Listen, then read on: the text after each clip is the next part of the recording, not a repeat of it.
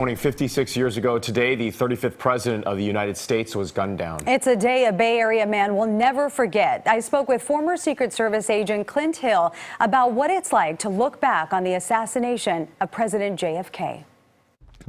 Clint Hill looks back at his time as a Secret Service agent. See, there I am there, still on the car. Over the course of his extraordinary career, he served 5 presidents: Eisenhower, Kennedy, Johnson, Nixon, and Ford.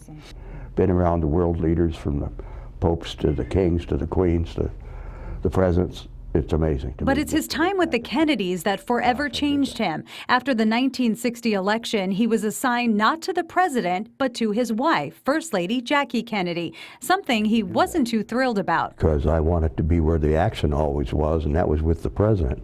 But he soon realized Mrs. Kennedy was different.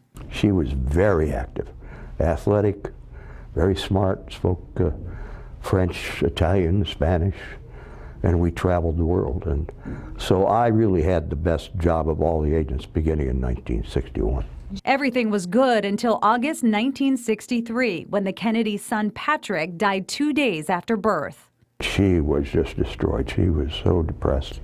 And just 3 months later, Mrs. Kennedy would be devastated again. On November 22, 1963, the couple traveled to Dallas, Texas. Clint was advised a flyer was being passed around with Kennedy's picture on a wanted poster. So we knew just from that things were not going to be the same in Dallas. But the crowd was welcoming and rapidly grew. When we got to Main Street, the crowds were so large they couldn't be contained on the sidewalk. Clint was on a running board behind the president's car when he heard the first gunshot. He realized the president had been hit. And I saw him react. I saw him do this. He went like this, and then he started to fall. I recognized immediately then it had been a gunshot. 3 shots total were fired. So about that time, Mrs. Kennedy got up on the trunk. She came out of the back seat. She was trying to grasp some of that material that came out of the president's head. And she did get a hold of some of it. I grabbed her, I put her back in the back seat. So I got up on top of the car and lay over the top of both of them, up on the back of the trunk, where the trunk meets the back seat, and I looked down. What he saw confirmed the worst. It took 4 minutes to get to the hospital. When they arrived, Clint said Mrs. Kennedy wouldn't let go of her husband. So I pleaded with her. I said, please, Mrs. Kennedy, let us help the president. Got no response whatsoever. She didn't want anybody to see the condition he was in, because it was terrible. So I took off my suit coat, and I covered up his head and his upper back. She let go immediately. Soon after, Clint was on the phone with Attorney General Robert Kennedy, the president's brother. He said, well, how bad is it? He didn't know. He had no idea. So I didn't want to tell him that his brother was dead. So I said, it's as bad as it can get. And with that, he just hung up the phone.